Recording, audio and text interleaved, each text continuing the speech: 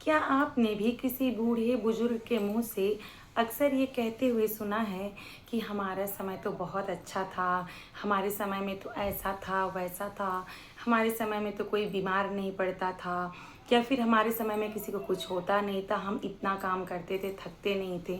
और अभी वर्तमान को लेके वो ये कहते हैं कि अभी का समय तो बहुत ख़राब है, अभी के समय में सारी चीज़ें बेकार हैं। और भविष्य को लेके तो और बड़ी भविष्यवाणी कर देते हैं कि ये पूरी तरीके से आगे आने वाली जो पीढ़ियां हैं वो ख़राब निकलेंगी या फिर डूब जाएगा सब कुछ। तो अगर आपने नहीं सुना होगा, लेकिन मैंने तो बहुत ज़्यादा सुना है इस चीज़ को।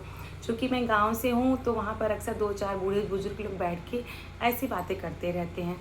फिर मेरी शादी हुई, मैं अपने ससुराल आई। ससुराल में भी ये सारी चीज़ें देखने को मिलती थी कि हमारे ज़माने में तो कुछ नहीं होता था। ऐसा बहू अगर प्रेग्नेंट है तो सुनने को मिलता था कि प्रेगनेंसी में सारा काम करते थे, हमें कुछ नहीं होता था, किसी को कुछ नहीं होता था। मतलब अभी के जो लोग हैं वो ड्रामे कर रहे हैं। और बहुत सारी चीज़ों को लेके मतलब अभी जो वर्तमान है उसमें बहुत दुख है। और आगे आने वाली पीढ़ियों को तो बूढ़े बुजुर्ग बहुत सारे ऐसे होते हैं कि कोसते ही रहते हैं। मैं सबको नहीं कह रही हूँ, पर अधिकतर देखने को मिलता है। फिर वहाँ से मैं दिल्ली आई। मेरे जो पति हैं यहाँ पे जॉब करते हैं।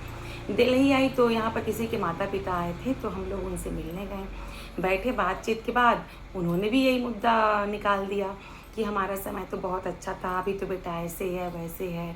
और भविष्य को लेकर उन्होंने कहा कि आगे तो कुछ पता ही नहीं है कि वो सब क्या करेंगे क्या नहीं करेंगे। मतलब यूं ही अपने ही परिवार, अपनी ही पीढ़ियों को कोसना जारी रखा था। तो वो तो चलो बात ख़त्म हो गई। मैं कल एक लेख पढ़ रही थी अपने सबसे पसंदीदा मुंशी प्रेमचंद जी का। तो उन्होंने एक बड़ा ही सुंदर विचार लिखा था कि बूढ़ों को अतीत के सुखों, वर्तमान के दुखों और भविष्य के सर्वनाश से ज़्यादा मनोरंजक प्रसंग और कोई नहीं होता है।